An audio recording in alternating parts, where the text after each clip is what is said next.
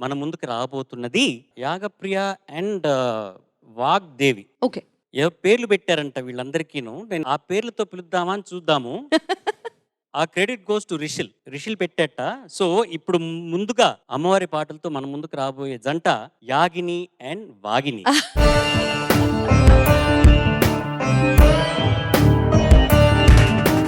ఏ పాట పాడాలనుకున్నారు మీరిద్దరు కలిసి? మన రేడియో యాగప్రియ చెప్పబోతుంది.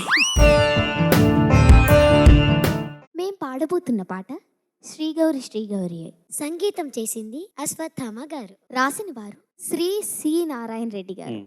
పాడిన వారు పి సుశీలమ్మ. చిత్రం విచిత్ర దాంపత్యం.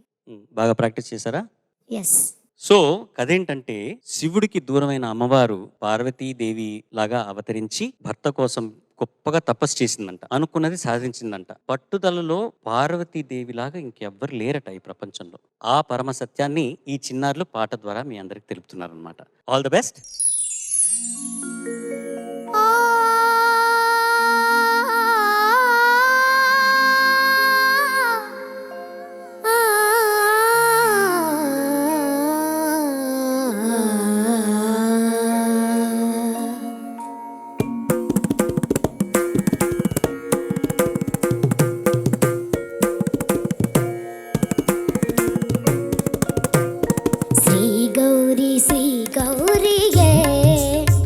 శివుని శిరమందు ఏ గంగా చిందులు వేసిన శ్రీగౌరి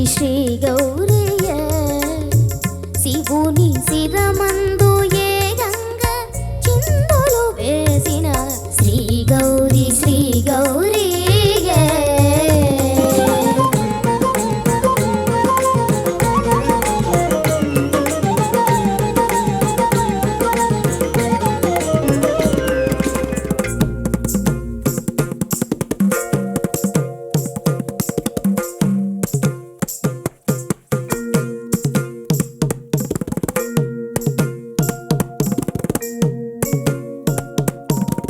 సతిగా తన మేను చాలించి పార్వతిగా మరు జన్మ ధరించి సతిగా తన మేను చాలించి పార్వతిగా మరు జన్మ ధరించి పరమేశునికై తపించి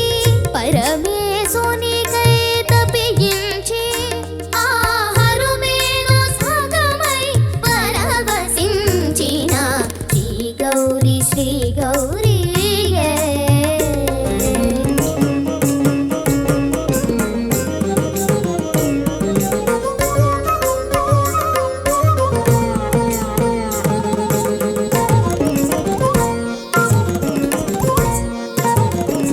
నగ కన్యగా తాను జనించిన జగదంబయైనది హైమవతి.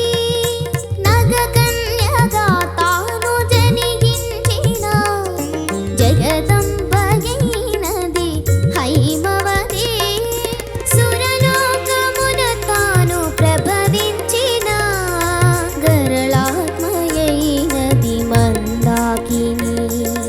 ఒదిగి ఒదిగి పతి పదమునందు నివసించియుండు గౌరీ. ఎగిరి ఎగిరి పతి సిగను దూకి నటించుచుండు గంగా. లలిత రాగ కలితాంగరంగ గౌరీ. సలిత జీవన తరంగ రంగ గంగా. లవణాంశు కీర్తి గౌరీ. నవమేణ మూర్తి గంగా. కల్పాంతమైన భువనాంతమైన జతి ఎరుగని మృతి ఎరుగని నిజమిది శ్రీగౌరి శివుని శిరమందు ఏ గంగా చిందులు వేసిన శ్రీగౌరి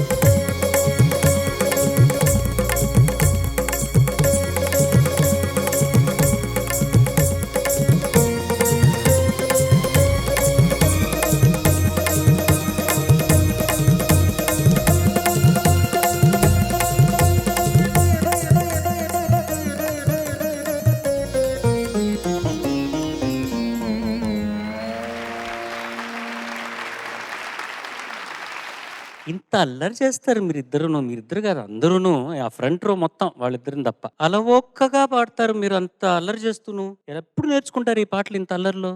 చెప్పు. 1 వీక్ బ్రో. 1 వీక్‌లో ఈ పాట నేర్చుకున్నారు మీ ఇద్దరు. అంత చక్కగా పాడారు మీ ఇద్దరును. Thank you sir. జడ్జెస్ మీరెంత ఎంజాయ్ చేశారు? మార్కులు ఎందుకు ఇవ్వట్లేదు అని అయ్యో అనిపిస్తుంది. లేకపోతే 100 నీకు 100 నీకు. Thank you ma'am. నాకు మెల్లగా మీ పాటలో పడిపోయి ఇది డువెట్ ఏమో మళ్ళీ ఒకసారి చూశాను. సుశీలమ్మ మాత్రమే పాడారన్న సంగతి గుర్తుంది, తెలుసు, బాగా నలిగిన పాట, తెలిసిన పాట. అయితే మీ ఇద్దరు పాడుతుంటే పొరపాటున నేనేమన్నా మిస్ అయ్యానా డువెట్ అని చూసేంత సింక్రనైజేషన్లో పాడారు మీ ఇద్దరు. ఎంత బాగుందో.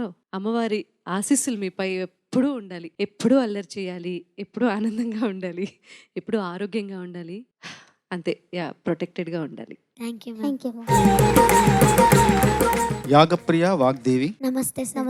ఇద్దరు బాగా పాడారు నాన్న, చాలా బాగా పాడారు. Thank you sir. ఇద్దరి అంటే ఆ విభజన కూడా చాలా చక్కగా, ఎవరు ఏది పాడాలో కూడా చక్కగా వాళ్ళ గొంతుకు బాగా అమరింది. చాలా అందంగా, చాలా రమణీయంగా అనిపించింది. అష్టవర్ష భవద్ గౌరీ అంటారు, అంటే 8 ఏళ్ళు ఉన్న పిల్లలను గౌరీ అని పిలుస్తారు. మీరు 8 ఏళ్ళు దాటాయి కాబట్టి మిమ్మల్ని గౌరీకి అక్కలుగా పిలవచ్చు.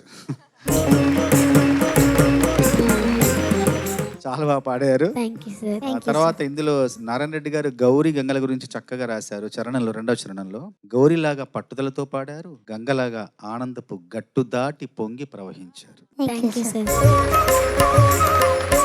బోస్ గారు, ఈ నవరాత్రులు అమ్మవారి 9 అవతారాలు మనం పండగలా చేసుకుంటున్నాము.